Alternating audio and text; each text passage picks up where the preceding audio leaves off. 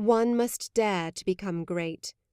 Success isn't a result of spontaneous combustion. You must set yourself on fire. The words of the ancient Glasgow tome from my family's personal library filled me with courage as I kept a brisk pace through the stillness of the streets beyond the estate, my head hanging low beneath the hood.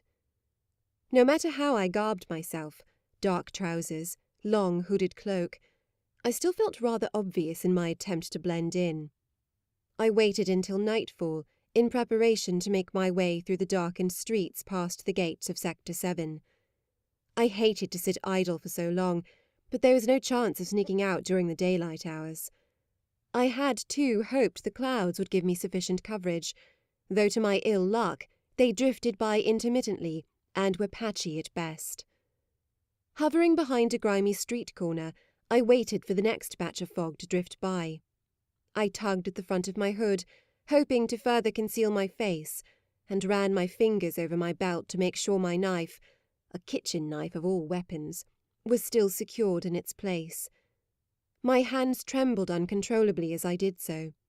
I shook them discreetly by my side, trying to dispel the nerves. I must be completely mad. I'd never even seen the wall in Sector 7 before. The only other time I had visited was with my parents, who arrived conveniently equipped with nothing short of a small army.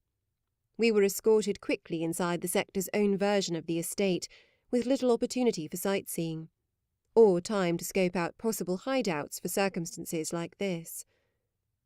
I stood tense as a coil, ready to spring, as I watched my breath steam outwards into the crispness of the night. This particular section of Sector 7 was eerily quiet, which did not help dispel the paranoia flowing throughout my already chilled veins. So far, no one else had been roaming the streets at this hour, though, as I moved to step into the cover of the next cloud, I couldn't ignore the dreadful feeling that someone was watching me. The same shrill note of warning, the one I had sensed the night of my coronation, crawled up the skin of my neck, sending the tiny hairs standing. Even if I was being observed, I couldn't stop now. Mrs. Farnsworth needed me. It was my fault she was in this mess.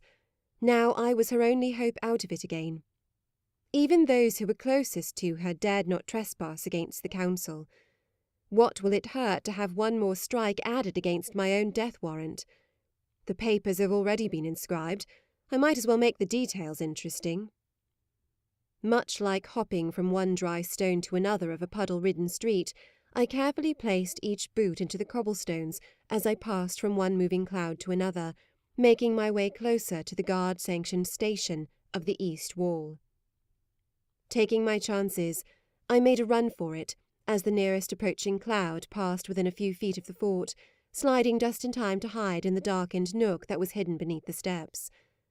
I grunted as my side hit the stone, but I quickly pushed myself onto my hands, my boots crunching noisily on the gravel as I got to my feet. I crouched low in the darkness behind the stairs, my heart beating so rapidly its rhythm thudded loudly behind my ears. A metal can was suddenly kicked across the stone, a hollow scraping. Startled, I reached for my knife as I heard the muffled voices of 2 guards making their rounds down the stairwell behind me.